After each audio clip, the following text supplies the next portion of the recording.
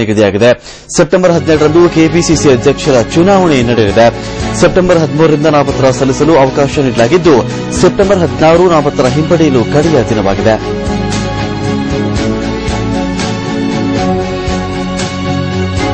ಈ ಬಗ್ಗೆ ಮತ್ತಷ್ಟು ಮಾಹಿತಿಯನ್ನು ಪಡೆಯುವ ಪ್ರತಿನಿಧಿ ವಿನಾಯಕ್ ಅವರಿಂದ. ವಿನಾಯಕ್, ಏನು ಕಾಂಗ್ರೆಸ್ ಅಧ್ಯಕ್ಷರ ಚುನಾವಣೆಗೆ ದಿನಾಂಕ ನಿಗದಿಯಾಗಿದೆ ಈಗಾಗಲೇ. ಮುಖ್ಯವಾಗಿ ಒಂದು ಚುನಾವಣಾ ರೇಸ್ನಲ್ಲಿ ಯಾವ ಅಭ್ಯರ್ಥಿಗಳ ಹೆಸರು ಕೇಳಿ ಬರ್ತಾ ಇದೆ? ರಮಾಕಾಂತ್, ಪ್ರಮುಖವಾಗಿ ಕಳೆದ ಬಾರಿನೇ ಈ ಕೆಪಿಸಿಸಿ ಅಧ್ಯಕ್ಷ ಸ್ಥಾನ ಬದಲಾಗಬೇಕಾಗಿತ್ತು. ಆದ್ರೆ ಕರ್ನಾಟಕ ರಾಜ್ಯದ ರಾಜಕೀಯ ಸ್ಥಿತಿಗತಿಗಳು ಮತ್ತೆ ಚುನಾವಣೆ ಪದೇ ಪದೇ ಬರ್ತಾ ಇರುವಂತಹ ಚುನಾವಣೆ ಹಿನ್ನೆಲೆಯಲ್ಲಿ ಕೆಪಿಸಿಸಿ ಅಧ್ಯಕ್ಷ ಸ್ಥಾನ ಹೀಗೆ ಮುಂದುವರೆದಿದೆ. ಆದ್ರೆ ಇದೀಗ ಎಐಸಿಸಿಗೆ ಅಧ್ಯಕ್ಷ ಸ್ಥಾನಕ್ಕೆ ಚುನಾವಣೆ ಹತ್ರ ಬಂದಿರುವ ಹಿನ್ನೆಲೆಯಲ್ಲಿ ಇಡೀ ದೇಶಾದ್ಯಂತ ಇರತಕ್ಕಂಥ ಎಲ್ಲಾ ಪಿಸಿಸಿ ಅಧ್ಯಕ್ಷರ ಚುನಾವಣೆಗೆ ಎಐಸಿಸಿಯಿಂದ ಇದೀಗ ದಿನಾಂಕವನ್ನು ಸಹ ಪ್ರಕಟಿಸಲಾಗಿದೆ. ಅದರಲ್ಲಿ ಕರ್ನಾಟಕಕ್ಕೆ ಇದೇ ತಿಂಗಳ ಅಂದ್ರೆ ಸೆಪ್ಟೆಂಬರ್ 17ರಂದು ಚುನಾವಣೆ ನಡೆಯಲಿದೆ. ಕೆಪಿಸಿಸಿ ಅಧ್ಯಕ್ಷ ಸ್ಥಾನಕ್ಕೆ ಮಾತ್ರ 13, 14ರಂದು ನಾಮಿನೇಷನ್ಸ್ಗಳು ಪ್ರಾರಂಭ ಆಗುತ್ತೆ.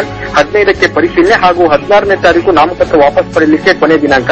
ಅದು ಅಲ್ಲದೆ ಈ ಇಡೀ ಚುನಾವಣೆಯ ಉಸ್ತುವಾರಿಯನ್ನ ತಮಿಳುನಾಡಿನ ಸಂಸದರಾಗಿರ್ತಕ್ಕಂಥ ಜ್ಞಾನ ದೇಶಿಕನ್ ಅವರಿಗೆ ವಹಿಸಲಾಗಿದೆ. ಅವರು ಸಹ ಹಿರಿಯ ಕಾಂಗ್ರೆಸ್ನ ನಾಯಕರಾಗಿದ್ದಾರೆ ಮತ್ತೆ ತಮಿಳುನಾಡಿನ ಕಾಂಗ್ರೆಸ್ ಸಂಸದರು ಆಗಿದ್ದಾರೆ.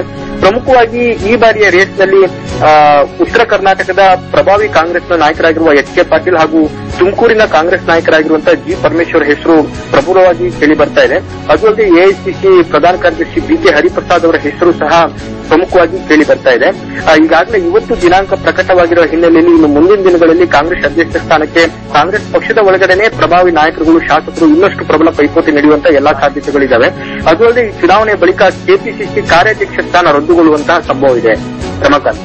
ಓಕೆ, ಧನ್ಯವಾದ ವಿನಾಯಕ್.